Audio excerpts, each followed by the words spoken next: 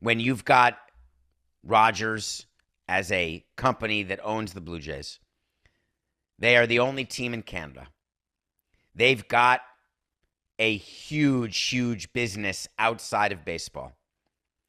Baseball is a part of what they do, but it's small. Losing 10, 20, 30, $40 million. Well, I would tell you that is unacceptable. If I'm commissioner of baseball, I don't want any teams losing any money.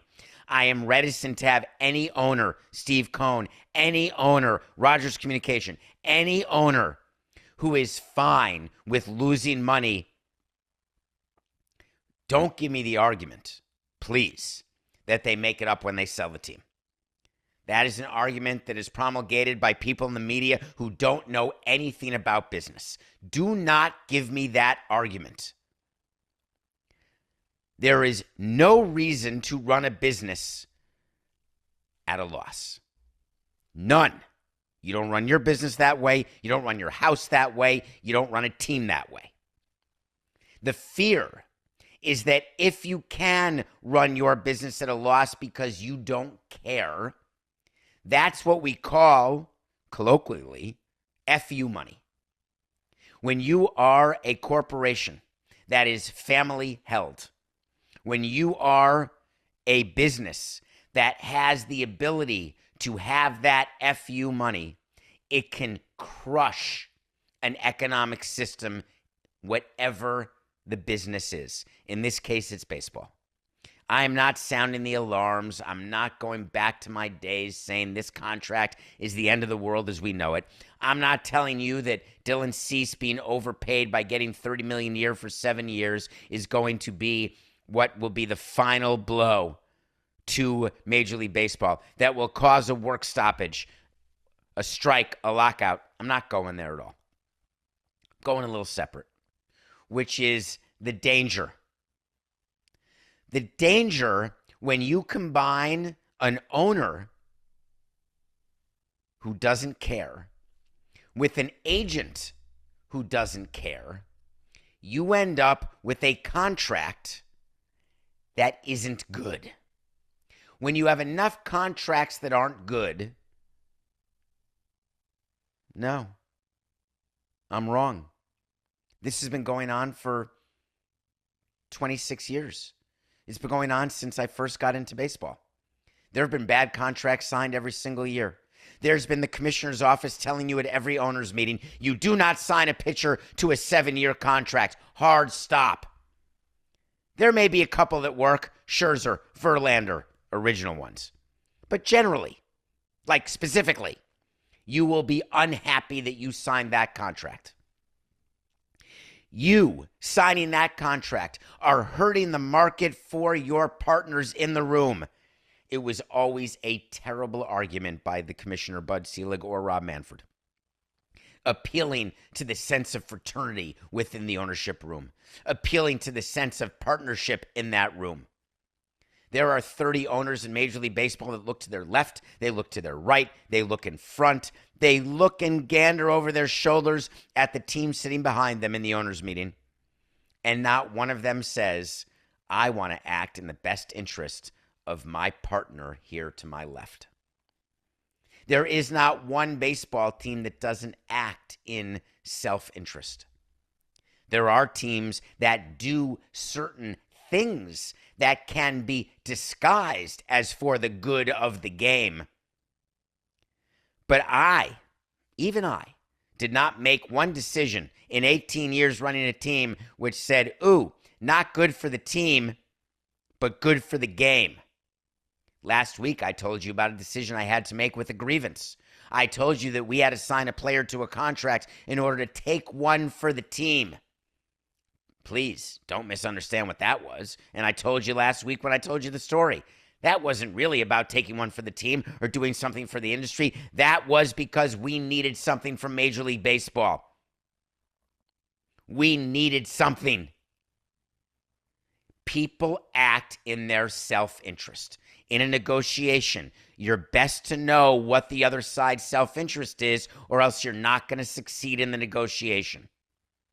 The Toronto Blue Jays are under the impression that having a starting pitcher, having depth in their rotation will be the difference maker. And I can tell you, I can promise you that the entire rotation of the Blue Jays as laid out right now, Gausman into Dylan Cease, followed by Savage. Don't forget, we got Justin Bieber, who did his player option for $16 million.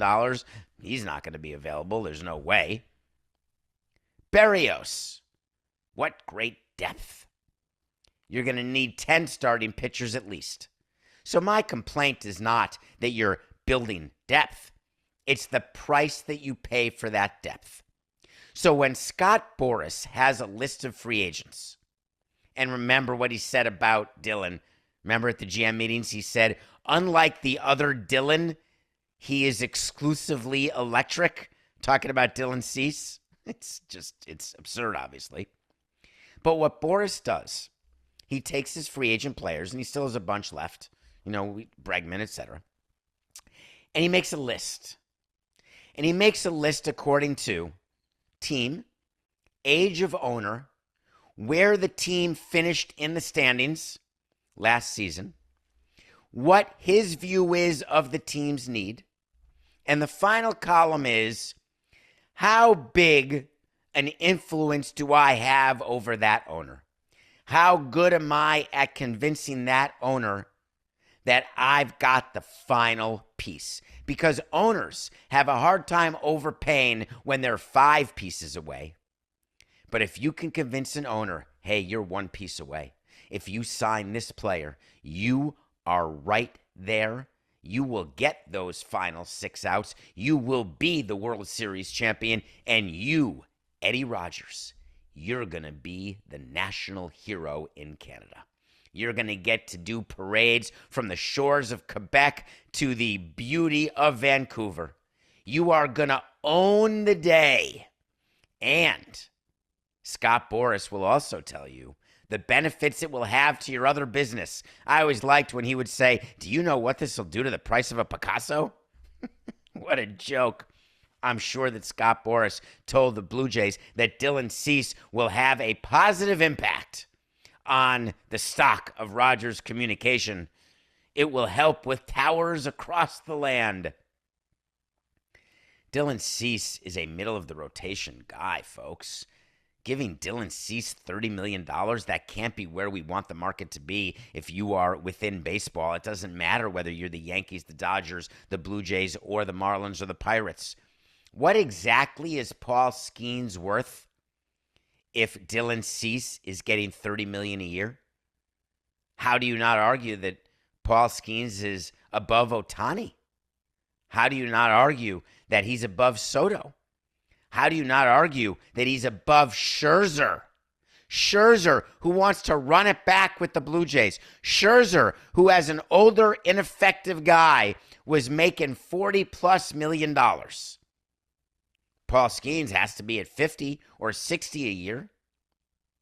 So when you make the argument, which Boras did, hey, you're paying a guy over $40 million already, $30 million for Dylan Cease, that is totally reasonable. This is a great deal for you, Eddie. And at $30 million over 2 or 3 years, we're not having this segment. We're not having this discussion. Dylan Cease is not making $30 million. Stop with that. When you get $210 million over 7, Cease, who will be pitching at 30 years old, you think he's a $30 million pitcher until he's 37? You think he's that guy? Just because he's pitched more than 165 innings in each of the past 5 seasons, that somehow is indicative of that he'll pitch 165, which, by the way, is not 200, but that means he'll pitch 165 innings over the next 5? I really don't know. I used to be able to know, Coca. I used to be able to say with certainty that I could do a wait to see 5 years out. I'm just not sure I can do that anymore. But I can't make it an official wait to see, Coca. But go back, because in this age of technology, you will be able to hear my voice forever. Sorry, folks. There's no Arnold Schwarzeneggering me. I shan't be erased.